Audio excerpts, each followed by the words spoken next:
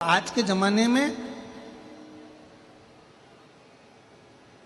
काम करने वाले कम मिलते हैं।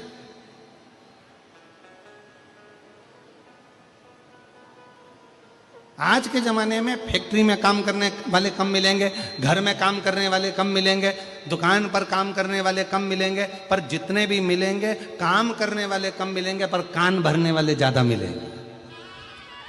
जितने मिलेंगे, झाड़ू लगाते लगाते एक भाई अगर काम भी कर रही, झाड़ू भी लगा रही ना, तो धीरे धीरे फुसुर फुसुर कान भरती जाती है। देख लो, वो तुम्हारी बाजू वाली है ना, झाड़ू लगा रही है, और झाड़ू लगा तुम्हारी बाजू वाली है ना, वो ऐसा कर रही थी। अब बता, सेठानी को कहना चाहिए तू काम कर कि कान भर।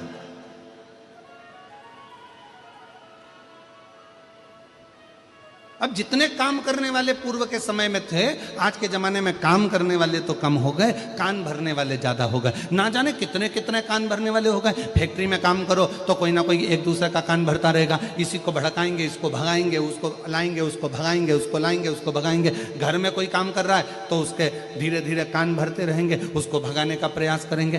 काम करने वाला काम नहीं कर पाता, दिन भर बैठकर केवल कान भरा करता है।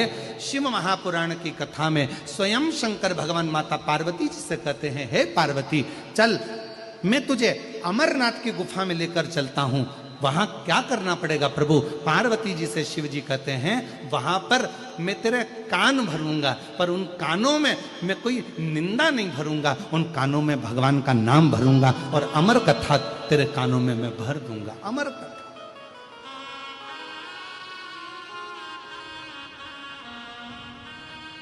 और वो अमर कथा भरूंगा जिस अमर कथा को श्रवण करने के बाद फिर तुझे जन्म नहीं लेना पड़ेगा।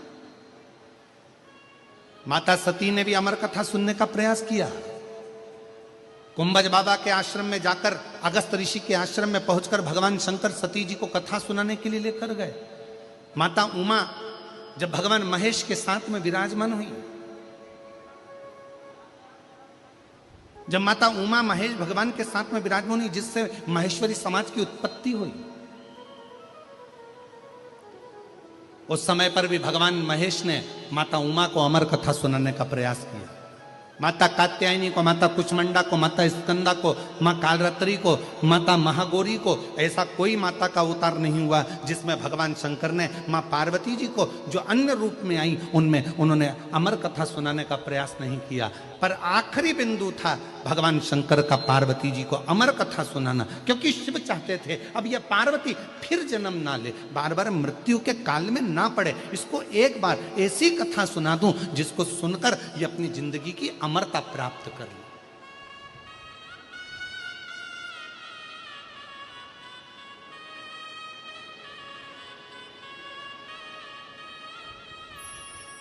और मेरे बाबा सुना दो ऐसी कथा जिसे सुनकर मैं भी अमर हो। भोलेनाथ सुना दो ऐसी कथा जिसे सुनकर मैं भी अमर हो। जिसे सुनकर मैं भी अमर हो,